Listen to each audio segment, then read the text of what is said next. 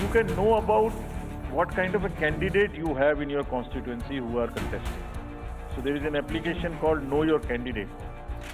तो उस कैंडिडेट की कोई क्रिमिनल बैकग्राउंड तो नहीं है, उसके खिलाफ में केसेस तो नहीं है, उनके क्या असेट्स हैं, क्या लायबिलिटीज़ हैं, ये सारी चीज़ें KYC के एप्लीकेशन में वोटर्स को देखने का अधिकार है, उनको मिलेंगी।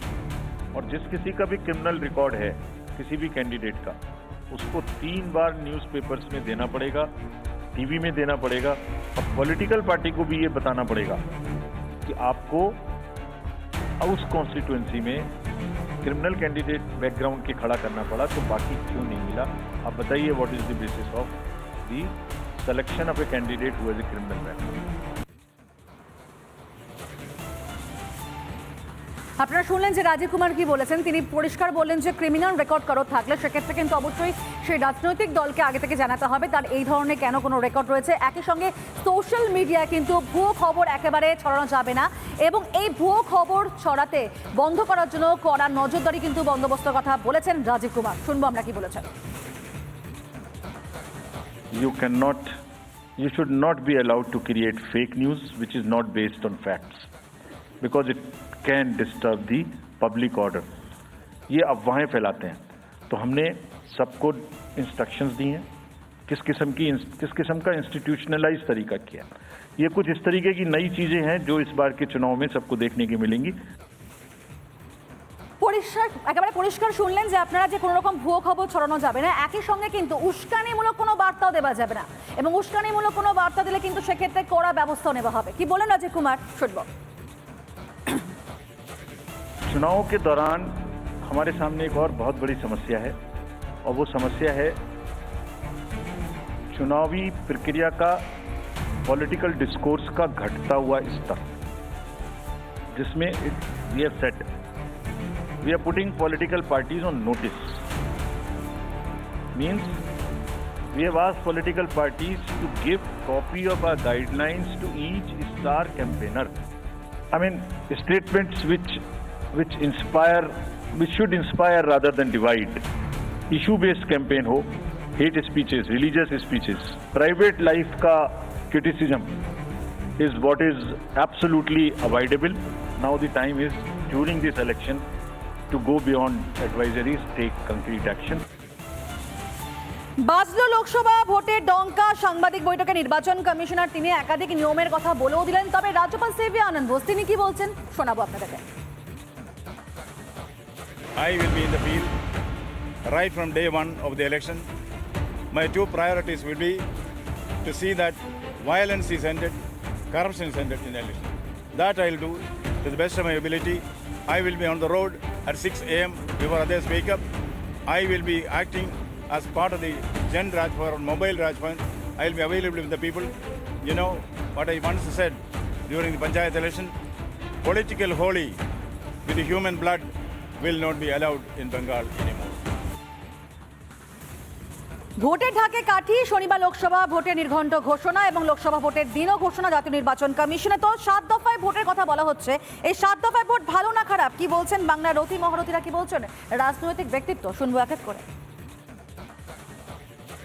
এই রাজ্যে 1 দফায় ভোট হলে ভোটটা লুট হবে, তাই পারলে 20 দফাতে ভোট করে দেন। আমরা এবারে ভোট চাই, রক্তপাতহীন ভোট চাই। উত্তরপ্রদেশ থেকে শুরু করে শেষ ছত্তিশগড়, রাজস্থান, মধ্যপ্রদেশ, তেলেঙ্গানা, মিজোরাম, একটা রাজ্যেও পোস্টপোল ভায়োলেন্স মানে নির্বাচন চলাকালীন বা নির্বাচন শেষ হওয়ার পরে কোন রাজ্যে সংঘর্ষ হয়নি। এই রাজ্যে 21 নির্বাচনের পরে 57 জন ভারতীয় জনতা পার্টির কার্যকর্তা খুন হয়েছে এই জঙ্গি জল্লাদদের পার্টির হাতে। 7 দফা নির্বাচন বাংলা, বিহার আর উত্তরপ্রদেশে হচ্ছে। উত্তরপ্রদেশ আর বিহারে 7 দফা হওয়ার কারণ আছে ভৌগোলিক কারণ, আর বাংলায় হচ্ছে লুটের কারণ। এখানে লুট রাজনী ভোটের মধ্যে হয়, তার প্রমাণ আমরা পেয়েছিলাম পঞ্চায়েত ভোটে, যেখানে বিডিওরা যে administrative part of SDO, BDO district magistrate এদের দায়িত্ব ছিল, কিন্তু যেভাবে ভোটকে লুট করা হয়েছিল, যেখানে 50টার উপরে খুন হয়েছিল, সেইখানে ইলেকশন কমিশনের অফ ইন্ডিয়ার একটা বড় দায়িত্ব পড়ে যায় कि কিভাবে সুষ্ঠু শান্তভাবে फ्री एंड फेयर इलेक्शन कराना जाए। उम्मीद भी करूंगा कि हमारे देश में जो चुनाव होने वाला है वो सही सलामत हो, आम लोग निश्चित तरीके से निर्भय होकर, निडर होकर सब मतदान करें और चुनाव में निष्पक्षता बरकरार रहे। 7 चरण में चुनाव क्यों, अगर इलेक्शन कमीशन अगर सही समझे 10 चरणों में भी चुनाव किया जा सकता है। लेकिन बात यह है कि पिछले साल में भी 7 चरणों में चुनाव हुए, तो इसका मतलब ये स्पष्ट रूप से साबित हो जाते हैं कि जमीनी हकीकत कुछ बदले नहीं, स्थिति कुछ बदले नहीं। অতীতে 7 দফা নির্বাচন, 8 দফা নির্বাচন হিংসামুক্ত হয়নি। এটা না হওয়ার প্রধান কারণ ছিল এইটা যে কেন্দ্রীয় বাহিনী বলুন, আধা সেনা জওয়ান বলুন, যাই বলুন না কেন, বা নির্বাচন কমিশন কি বলে সিসিটিভি থেকে শুরু করে, সিসি ক্যামেরা থেকে শুরু করে যে ব্যবস্থাপনা করেছিল, তৃণমূলের গুন্ডারা সেই ক্যামেরার মুখ ঘুরিয়ে দিয়েছিল। তৃণমূলের গুন্ডারা যে টেবিলের উপরে ইভিএম মেশিন থাকে সেই ইভিএম মেশিনের সামনে দাঁড়িয়ে জনগণের হয়ে ভোটের ছাপ দিয়ে দিচ্ছিল। তৃণমূল কংগ্রেস এই রাজ্যের নির্বাচনকে 2011 উত্তরকালে কার্যত প্রহসনেই পরিণত করেছে, এ সম্পর্কে কোনো সংশয় নেই। ভালো লাগলো যে ভারতবর্ষের গণতন্ত্রের সবথেকে বৃহৎ উৎসব, দেশ পরিচালনার দায়িত্ব কাদের হাতে থাকবে, জনগণ কাদের হাতে তুলে দিচ্ছে, এত বড় একটা নির্বাচন যাতে শান্তিপূর্ণ নির্বিঘ্নে হয় তার ব্যবস্থা, তার সুনিশ্চিত করবেন ইসিআই, যে ভোটটা যাতে নির্বিঘ্নে হয়। কত দফায় হলো, কত বাহিনী আসলো, তার থেকে বড় কথা ভোটটা যাতে শান্তিপূর্ণভাবে হয়, গণতন্ত্রের উৎসব সকলে যাতে পালন করতে পারে, এটা সুনিশ্চিত করবে ইসিআই, এটা আশা করব।